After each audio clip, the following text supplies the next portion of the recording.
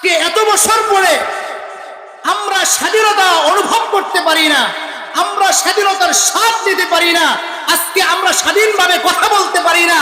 আমাদের মঞ্চে, আমাদের এই সমস্ত স্টেজে, মসজিদের মিম্বারের সামনে, মিহরাবের সামনে আমাদেরকে বলে দেওয়া হয় সাবধান সাবধান, রাজনীতির কোনো কথা বলা যাবে না, রাজনীতির কোনো শব্দ উচ্চারণ করা যাবে না, এমন কোনো শব্দ উচ্চারণ করা যাবে না যেটা আমাদের নেতার বিরুদ্ধে যায়, মন্ত্রীর বিরুদ্ধে যায়, প্রেসিডেন্টের বিরুদ্ধে যায়, রাষ্ট্রের বিরুদ্ধে যায়, এমন কোনো শব্দ বয়ান করা যাবে না। এমনকি স্টেজের মধ্য থেকে সভাপতি বক্তার মাইকের পরে লাঠি পর্যন্ত মেরেছিল, এই ইতিহাস এই দেশের মধ্যে আছে। স্বাধীন দেশে বলেন স্বাধীনতার মর্মটাই কি, এটাই তো আমরা বুঝলাম না। স্বাধীনতার স্বাদ অনুভব করবো কেমনে, স্বাধীনতার মর্ম কি, এটাই তো আমরা বুঝলাম না। স্বাধীনতার অন্যতম যে চাহিদা, স্বাধীনতার অন্যতম যে চাহাত, সেটা হলো ব্যক্তি তার কথাগুলোকে অত্যন্ত সুন্দরভাবে তার মনের অভিব্যক্তি পেশ করতে পারবে এবং তার রুচির বহিঃপ্রকাশ করতে পারবে, স্বাধীনভাবে দ্বীন ও ইসলামের কথা বলতে পারবে, ঈমান ও তাওহীদের কথা বলতে পারবে। ঈমান ও তাওহীদের ভিত্তিতে রাষ্ট্র পরিবর্তন হয়েছে, ভৌগোলিক সীমারেখা এটা নির্ধারণ করা হয়েছে। রাম বাম এরা ভিন্ন জায়গায় থাকবে, আর তাওহীদ ও ইসলামের ঝান্ডা নিয়ে তারা ভিন্ন জায়গায় থাকবে। 1947 সালে 14ই আগস্ট এভাবেই পাকিস্তানের পূর্ব এবং পশ্চিম স্বাধীনতা লাভ করেছিল, আর 15ই আগস্ট ভারতের রাম বাবুদের স্বাধীনতা দেওয়া হয়েছিল। ব্রিটিশদের শিকল থেকে এই দুইটা রাষ্ট্র পরিবর্তন হয়েছে এই দাবিতেই।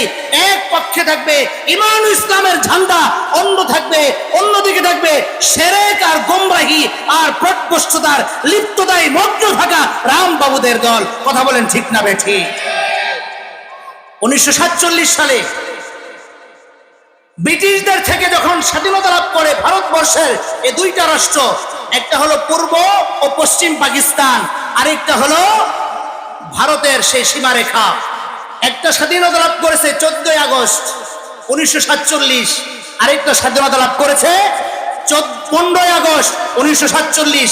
একদিনের ব্যবধানে। কয়দিনের ব্যবধানে? একদিনের ব্যবধানে। এই যে আমাদের মধ্যে মাঝখানে সাগর, নাই কোনো সীমারেখা, নাই কোনো জলের স্থলপথের কোনো বন্ধন নাই, এরপরে যে আমরা তাদের সাথে আমরা যে মিললাম, তাদের সাথে যে একত্রিত হলাম, এর মূল কারণ ছিল, মূল উদ্দেশ্য ছিল তোমার দিন আমার দিন, আমার ধর্ম তোমার ধর্ম, তোমার তাহসিব আমার তাহসিব, তোমার তমুদ্ধন আমার তমুদ্ধন, তোমার সংস্কৃতি আমার সংস্কৃতি, তোমার সভ্যতা আমার সভ্যতা, তোমার সোসাইটি আমার সোসাইটি, তোমার কমিউনিটি আমার কমিউনিটি, সব হলো তাওহীদের সেই সুতাই বন্ধনে অটুট। এই জন্যই আমরা তোমাদের সাথে মিলছিলাম। কথা বলেন ঠিক না বেঠিক?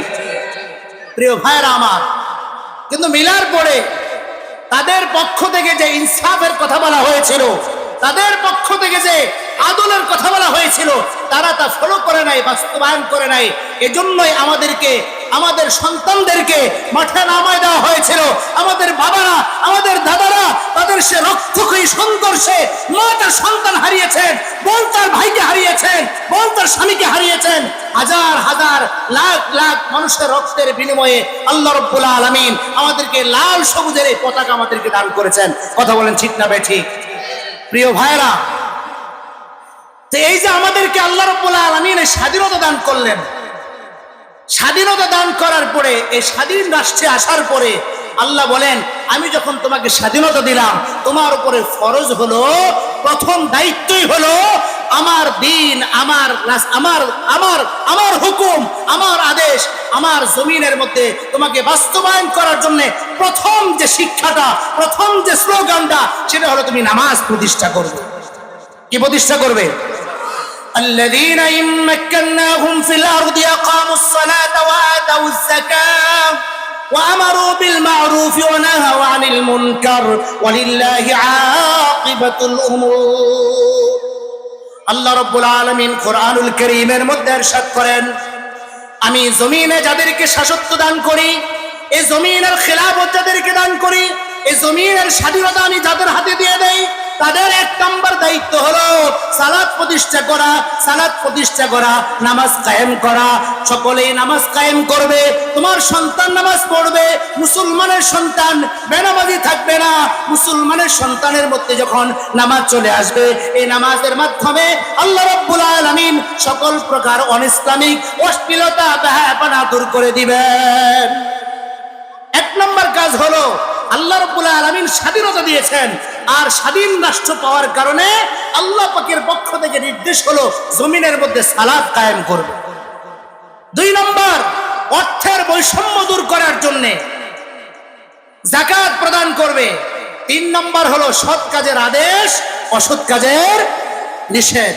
এই সৎ কাজের আদেশ আর অসৎ কাজের নির্দেশ এটা বাস্তবায়ন করার জন্য এই সমাজের মধ্যে সংগঠন, মানুষের কল্যাণের জন্য এই সংগঠনের উদ্বোধন, এই সংগঠনের আবির্ভাব, এই সংগঠনের সদস্যদের উদ্দেশ্য একটা, কিভাবে এই সমাজের মধ্যে সালাত কায়েম হবে, কিভাবে সমাজের মধ্যে ইনসাফ কায়েম হবে, কিভাবে রাষ্ট্রের মধ্যে ইনসাফ চলে আসবে, কিভাবে সমাজ দুর্নীতিমুক্ত হবে, কিভাবে সমাজ ঘুরে দাঁড়ায়, সমাজের মানুষগুলোর মধ্যে পরিবর্তন আসবে, তাদের দৃষ্টিভঙ্গির পরিবর্তন হবে, কিভাবে সমাজের মানুষের মধ্যে অর্থের বৈষম্য দূর হবে।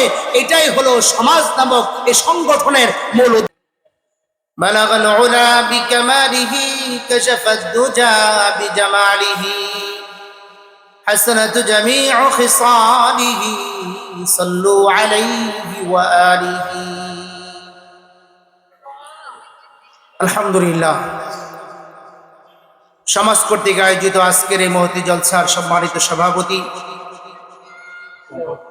আমন্ত্রিত ওলামা হযরত,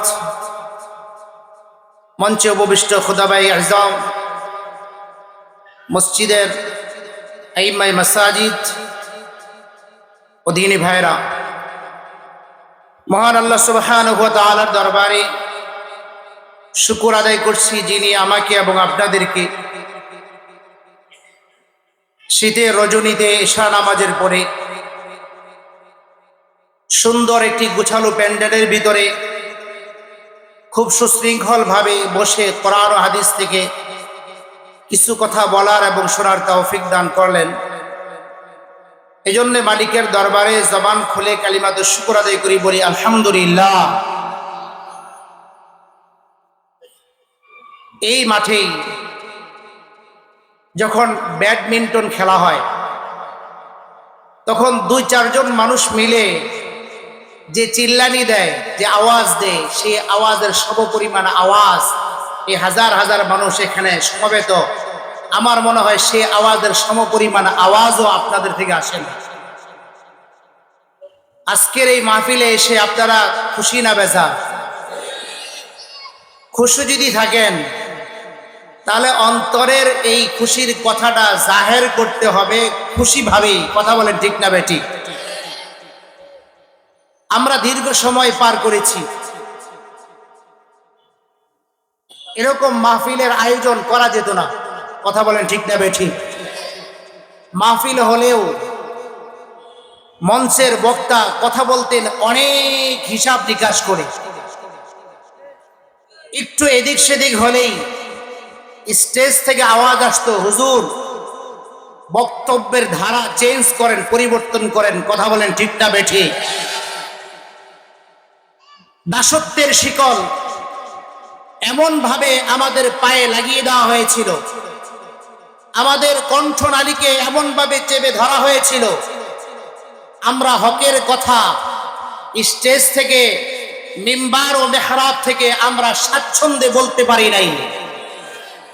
আল্লাহ রাব্বুল আলামিন আমাদেরকে আজাদির জিন্দেগি দান করছেন, বলেন আলহামদুলিল্লাহ। এখনো আমরা স্বাধীনভাবে পরিপূর্ণভাবে আজাদ হই নাই, কারণ আমাদের প্রতিবেশী যারা, তারা আমাদের ভালো চায় না। কথা বলেন ঠিক না বেঠিক? তারা চায় আমরা তাদের দাস হিসাবেই এদেশে বসবাস করি।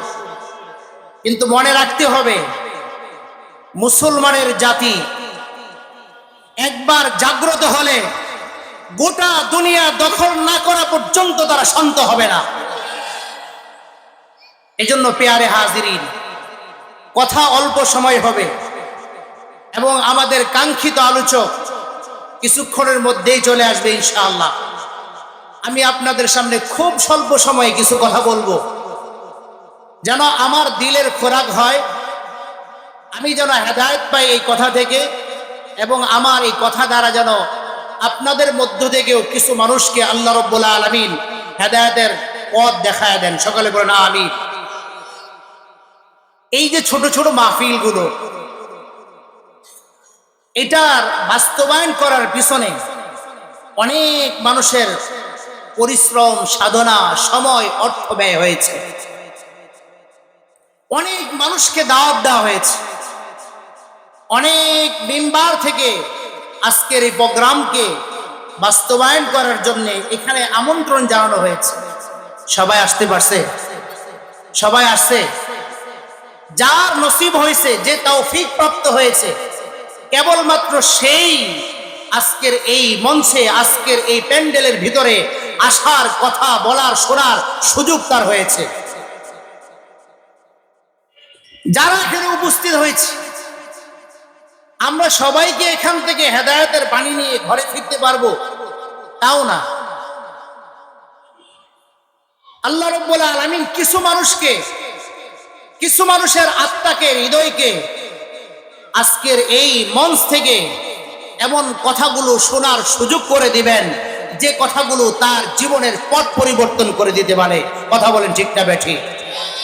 প্রিয় ভাইয়েরা, এজন্য যতক্ষণ পর্যন্ত এখানে বসবো, ততক্ষণ পর্যন্ত আপনি যে আলোচনা বুঝতেছেন, আপনি যে আমার ভাষা বুঝেন, আমার কথাগুলো আপনার বুঝে আসতেছে, এটা বুঝার জন্যে যখন আশ্চর্যান্বিত কোনো কথা শুনবো, ঘটনা শুনবো, তখন আমি বলবো সুবহানাল্লাহ।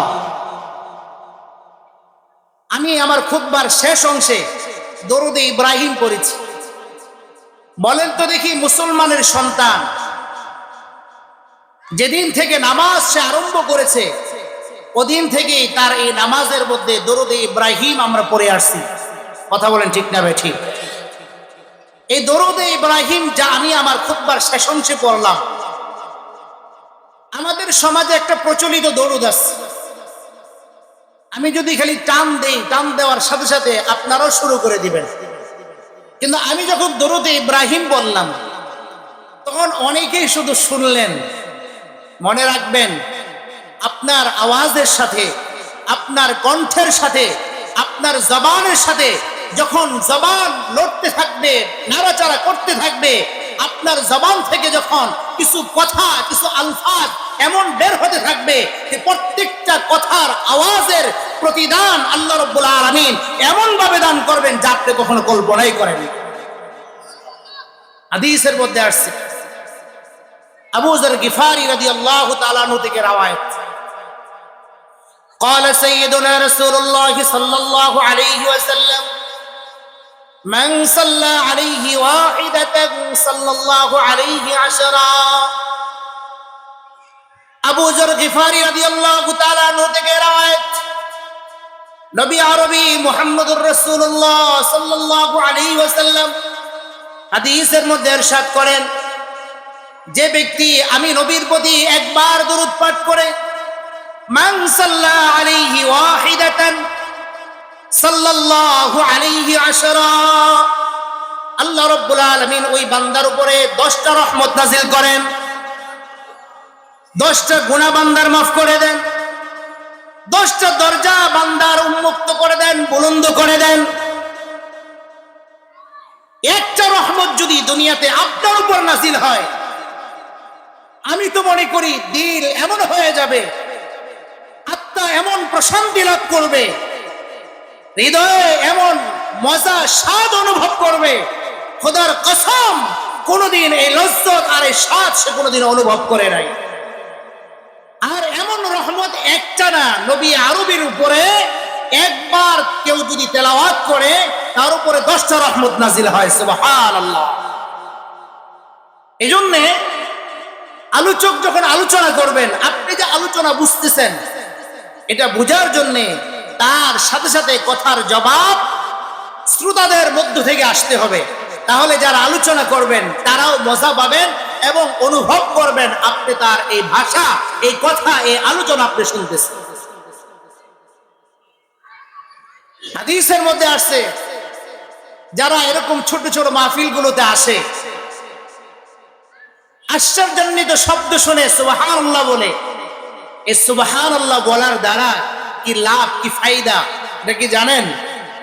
হাদিসের মধ্যে আসছে একবার সুবহানাল্লাহ বললে জান্নাতের মধ্যে এমন একটি বৃক্ষ, এমন একটি গাছ রোপণ করা হয় যে গাছের ছায়া, যে বৃক্ষের ছায়া, এই যে ছায়াটা শুধু পার করার জন্য কম পক্ষে আরবের একটা দ্রুতগামী ঘোড়া 6 মাস পর্যন্ত তার দৌড়াইতে সময় লাগবে। সুবহানাল্লাহ।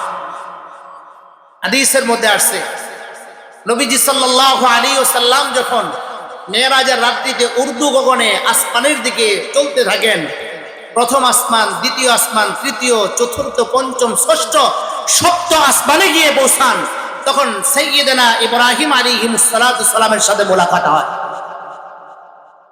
ইব্রাহিম আলাইহিস সালাতু সালাম সূর্য সন্তানকে পেয়ে আমাদের জন্য খুশখবরই পাঠান। হাদিসের মধ্যে আসছে নবীজি ইরশাদ করেন, লাকিতু ইব্রাহিম লাইলাতান উসরিয়া বি ফাকালা ইয়া মুহাম্মদ اقرأ لأمتك مني السلام وأخبرهم أن الجنة الطيبة التربة عزبة الماء وأنها قيعان وأن غراسها سبحان الله وبحمده سبحان الله العظيم। নবীজির সাথে যখন ইব্রাহিম আলাইহিস সালাতু সালামের সাথে মোলাকাত হয়, তখন নবীজি বলেন, হে নবী, আপনি যখন দুনিয়ার জমিনে যাবেন তখন আমার সন্তানেরা আপনাকে জিজ্ঞাসা করবে আব্বাজানের পক্ষ থেকে কি হাদিয়া নিয়ে আসছেন, তখন তাদেরকে আমার পক্ষ থেকে খবর পৌঁছাবেন, সংবাদ পৌঁছাবেন, আমি জান্নাতকে ঘুরে দেখেছি, জান্নাতের বিশাল এরিয়া, এটা চাটিয়াল ময়দান, এটার মাটি অত্যন্ত উর্বর, এটার পানি অত্যন্ত সুপেয়, এখানে যা বপন করা হয় তাই হয়, যা লাগানো হয় তাই আল্লাহ রাব্বুল আলামিন এটাকে সুন্দর করে যত্ন করে উপরের দিকে উঠান, এটার পানি অত্যন্ত সুপেয়, যে একবার পান করবে দিল ঠান্ডা হয়ে যাবে। হে নবী, এটার মধ্যে বীজ বপন করার যে বস্তুটি, যে বীজটি, সেই বীজটি হলো সুবহানাল্লাহি ওয়া বিহামদিহি সুবহানাল্লাহিল আযীম। এজন্য কোরআনুল কারীমের তেলাওয়াত এবং বিভিন্ন আশ্চর্যজনিত শব্দ এবং বিভিন্ন জিকির, এগুলো আমরা যখন করি, শুরু করি, বলি, এগুলোর দ্বারা আমার আমল নামা ভারী হতে থাকে এবং জান্নাতকে আল্লাহ রাব্বুল আলামিন সাজাইতে থাকেন। সুবহানাল্লাহি বিহামদিহি। প্রিয় ভাইরা, আমি কোরআনুল কারীম সূরা সূরার একখানা আয়াতে কারিমা তেলাওয়াত করেছি। রাসূল করিম সাল্লাল্লাহু আলাইহি ওয়াসাল্লামের অসংখ্য অগণিত হাদিস হতে ছোট্ট একটি হাদিস বাছাই করে তেলাওয়াত করেছি। উক্ত আয়াতে কারিমা এবং হাদিসের উপর অল্প কিছু কথা রাখবো, কারণ আমার ডান এবং বাম পিছনে উলামায়ে কেরাম বসে এই বাগানকে সুন্দর করে সাজিয়েছেন।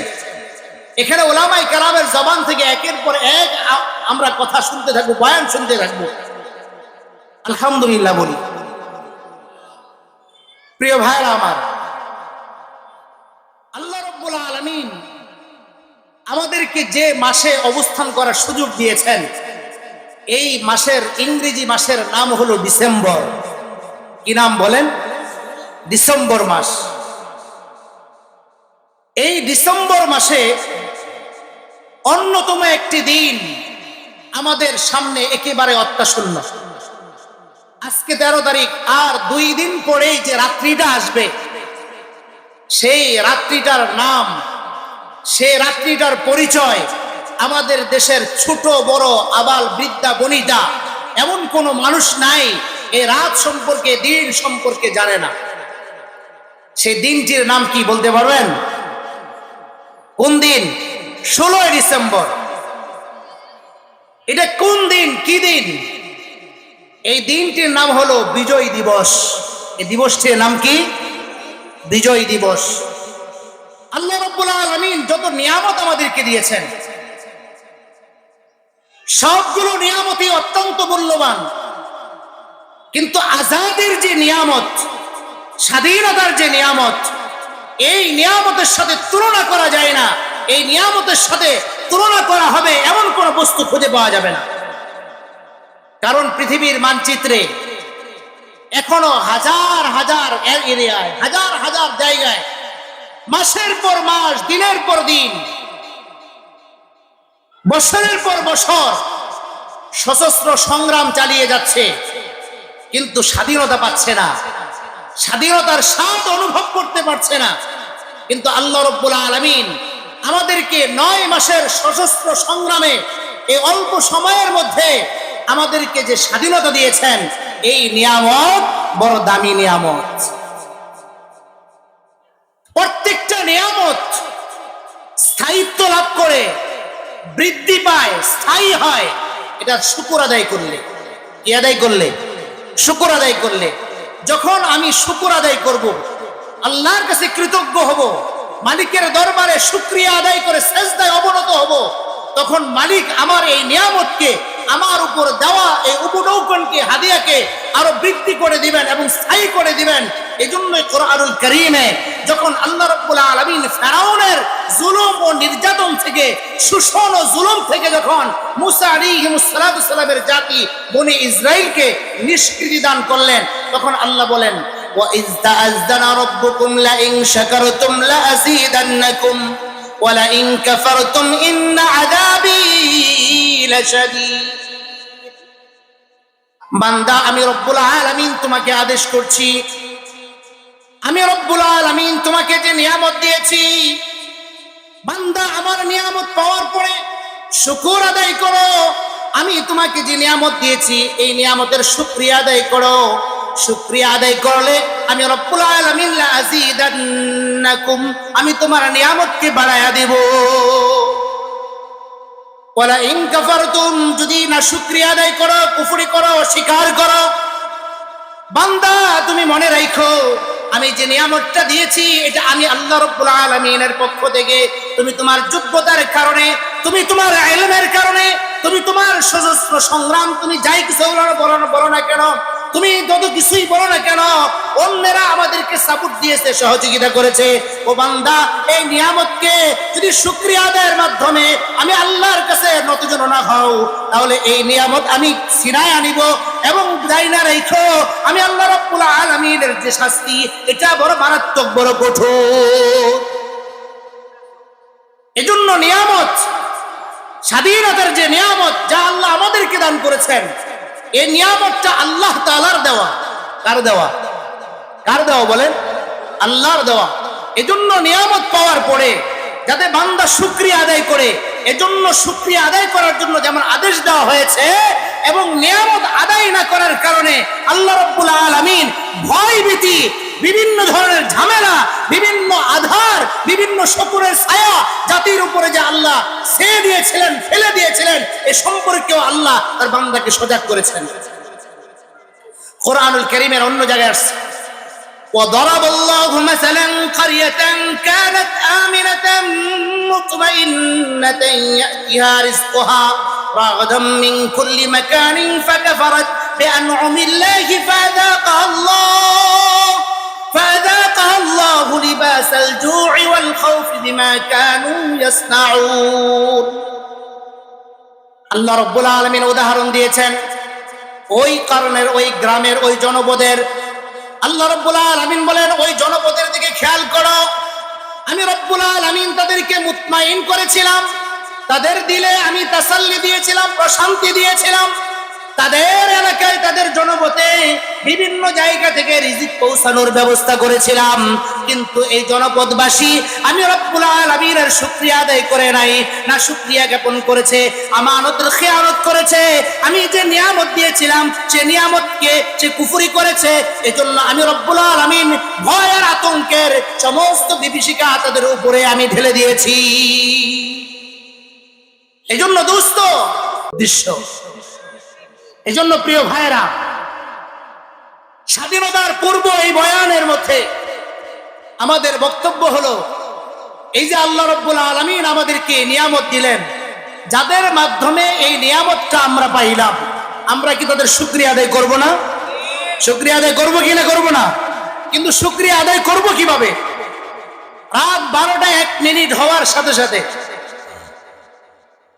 রাত 12টা 1 মিনিট হওয়ার সাথে সাথে আমাদের দেশের শহীদ মিনার গুলোতে এক গাদা গেঁদা ফুল এটা সাজিয়ে ওই শহীদ মিনারে নিয়ে শ্রদ্ধা দেওয়ার উদ্দেশ্যে, শ্রদ্ধা জানানোর উদ্দেশ্যে ওইখানে গিয়ে রেখে আসা হয়। কথা বলেন ঠিক না বেঠিক?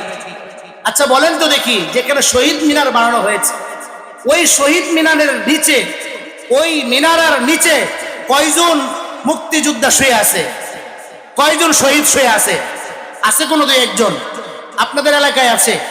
এই হাজারীবাগ আশপাশে আছে? আমাদের শহীদ মিনার যেখানে জাতীয় শহীদ মিনার এখানে আছে? তাহলে যেখানে কোনো শহীদ ঘুমানো নাই, যেখানে কোনো শহীদকে দাফন করা হয় নাই,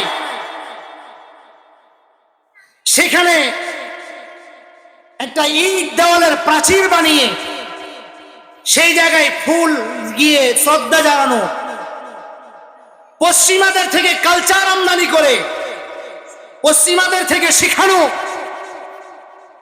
কালচার হলো ওখানে গিয়ে ফুল দিতে হবে আর 1 মিনিট নীরবতা পালন করতে হবে। এই যে কালচারকে বাস্তবায়ন করা, এটার মাধ্যমে আমাদের শহীদরা কোনো সওয়াব পাবে? তাদের কবরে কোনো নেকি বসবে? তারা কোনো ফায়দা হবে? তাদের সন্তানদের কোনো উপকার হবে? তাদের সন্তানদের কোনো বাসস্থানের ব্যবস্থা হবে? কিছুই হবে না। তাহলে কেন করছি? পশ্চিমাদের শিখানো, পশ্চিমাদের দেওয়া সেই বিধিবিধানকে বাস্তবায়ন করার জন্যে 5ই আগস্ট গণ অভ্যুত্থানের পরে আমরা লোক দেখানো এই সমস্ত লৌকিকতা, এই সমস্ত অনিসলামিক কার্যকলাপ আমরা আমাদের বাংলার জমিনে চাই না। আমরা চাই আমাদের বীর সেনানী মুক্তিযোদ্ধা যারা দেশের জন্য শহীদ হয়েছেন, যারা জীবন দিয়েছেন, যারা পা হারিয়েছেন, যারা হাত হারিয়েছেন, আমরা তাদের পূর্ণাঙ্গ মর্যাদা দিতে চাই। আমরা চাই তাদের কবরে বসে দাঁড়িয়ে কুরআনুল কারীম তেলাওয়াত করার জন্য। আমরা চাই ওই সমস্ত হাত চলে যাওয়া, পা চলে যাওয়া, ক্ষত বিক্ষত হওয়া ওই সমস্ত ভাইদের আমরা পূর্ণ বাসস্থান করতে চাই। আমরা তাদেরকে প্রজন্মের পর প্রজন্ম আমরা তাদেরকে স্মরণ রাখতে চাই।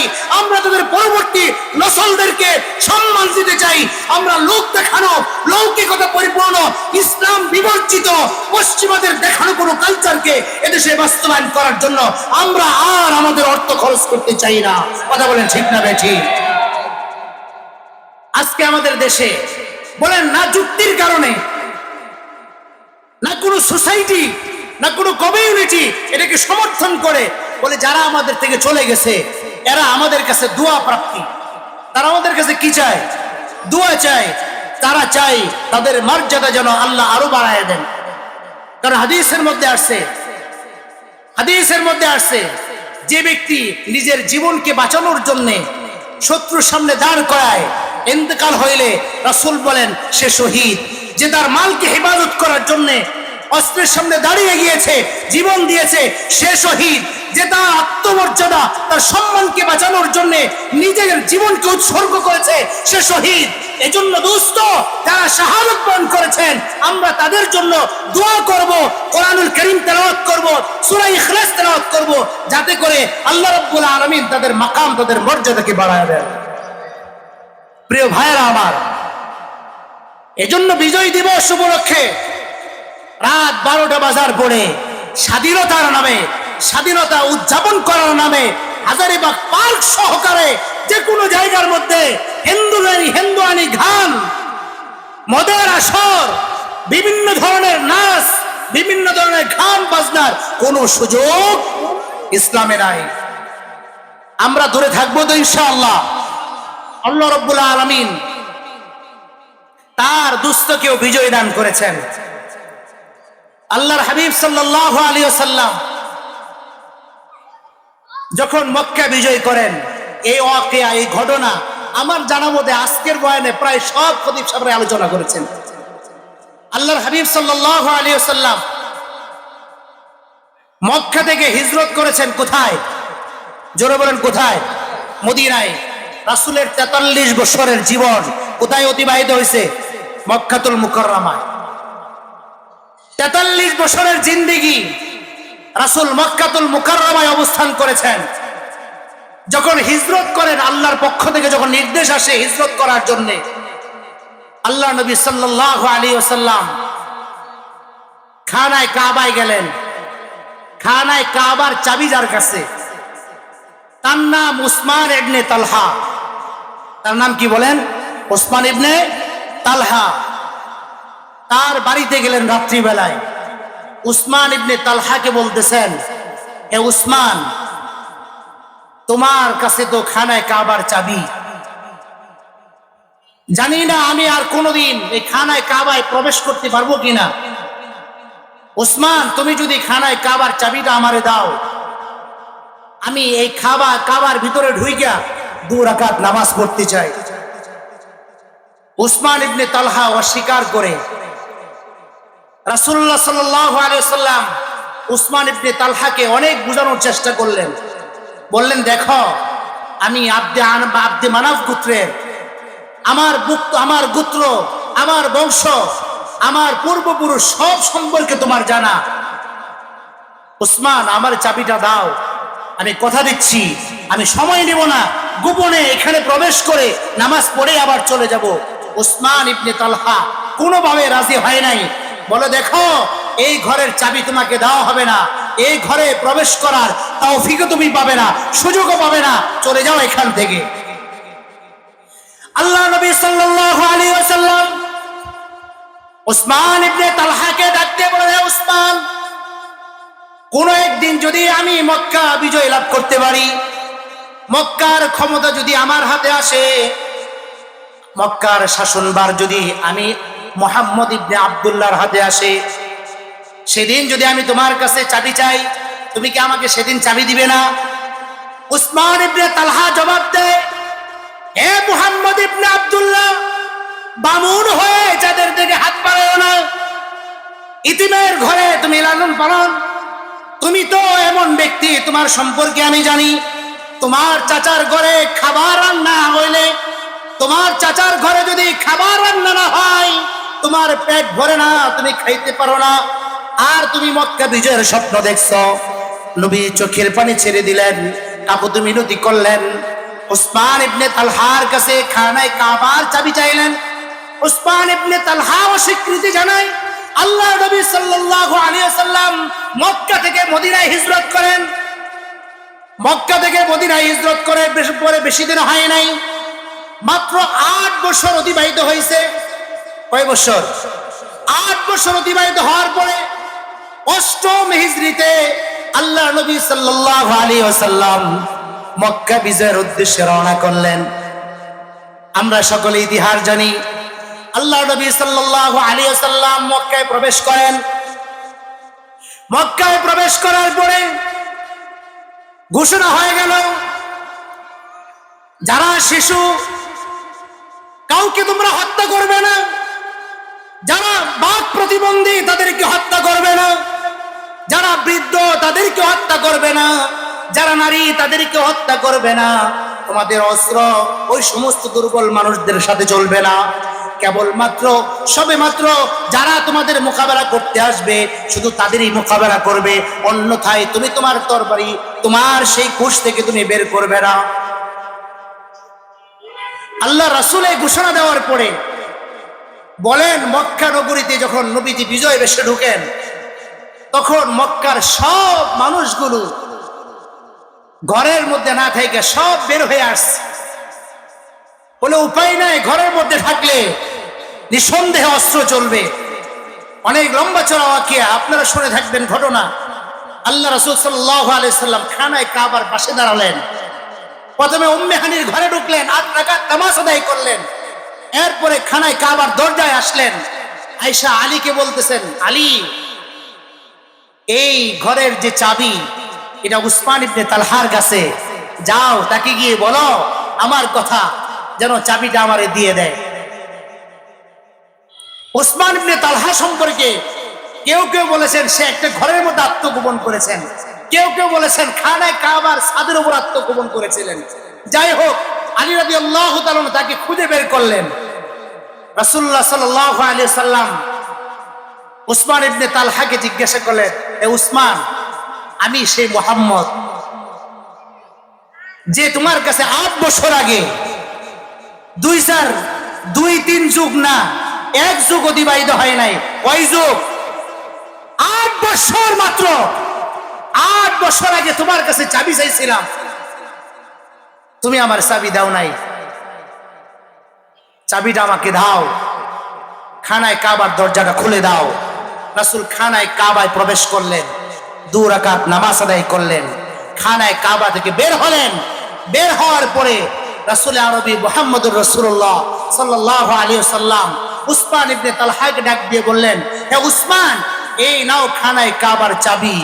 যখন এই কথা বললেন, উসমান কল্পনাও করে নাই এই চাবি আমার হাতে আসবে। তার ভয় হইতেছিল, সে আতঙ্কিত যে তার হাতখানা বের করলে আলী তার হাতের উপরে আঘাত করে এই হাতকে টুকরা করে দেন কিনা। হাত কাঁপতেছিল, কিন্তু রাসূল তাকে নির্ভয় দিয়ে বললেন, না, তোমাকে কেউ আঘাত করবে না, এই চাবি তোমার হাতে তুলে ধরলাম, তোমাকে দিয়ে দিলাম। উসমান, মনে রাখবে, কিয়ামত পর্যন্ত কোন জালেম যদি তোমার হাত থেকে এই চাবি ছিনায় না নেয়, কোনদিন কোন ব্যক্তি তোমার এই হাত থেকে, তোমার বংশের লোক থেকে এই চাবি কেউ ছিনায় নেওয়ার সাহস করবে না ইনশাআল্লাহ। প্রিয় ভাইরা আমার, আল্লাহর হাবিব সাল্লাল্লাহু আলাইহি সাল্লামের উপরে এত জুলুম করার পরেও, আল্লাহ রাসূলের সাহাবীদের উপরে এত জুলুম করার পরেও রাসূল সব মনে রেখেছেন, সব জানছেন, সব কিছুর পরেও রাসূল সবাইকে মাফ করে দিয়েছেন এবং বলেছেন এই কথা, লা তাসরিবা আলাইকুমুল ইয়াউম, আমার ভাই ইউসুফ যেমন করে তার ভাইদেরকে ক্ষমা করে দিয়েছে, আজকের মক্কা বিজয়ের দিনে আমি সবাইকে ক্ষমা করে দিলাম। আল্লাহ রাব্বুল আলামিন আয়াতে কারিমা নাযিল করে নবীজিকে আদেশ করলেন, হে নবীজি, আমি আপনাকে এই যে শৌর্য বীর্য, এই যে রাজত্ব, এই যে সফলতা দান করলাম, এবার আপনার উচিত হলো আপনি ইস্তেগফার করেন, আপনার রবের সামনে তাসবিহ তেলাওয়াত করেন, আপনার রবের সামনে নিজেকে নতজানু করেন। প্রিয় ভাইরা আমার, বিজয় দিবস আমাদের সামনে অত্যসন্ন। এই বিজয় দিবসে আমাদের করণীয় হলো আল্লাহর দরবারে শুকরিয়া আদায় করা, আর এই বিজয়কে ধরে রাখা। কোন শকুন যেন, কোন ষড়যন্ত্রকারী যেন আমাদের এই দেশকে আর দখল করতে না পারে, আমাদের দেশের সীমান্তকে যেন নষ্ট করতে না পারে। এজন্য আমাদেরকে সতর্ক অবস্থায় থাকতে হবে। আমরা রাজি আছি তো ইনশাআল্লাহ? আল্লাহ আমাদেরকে তৌফিক দান করুন, আমিন। ওয়া আখিরু দাওয়ানা আলহামদুলিল্লাহ।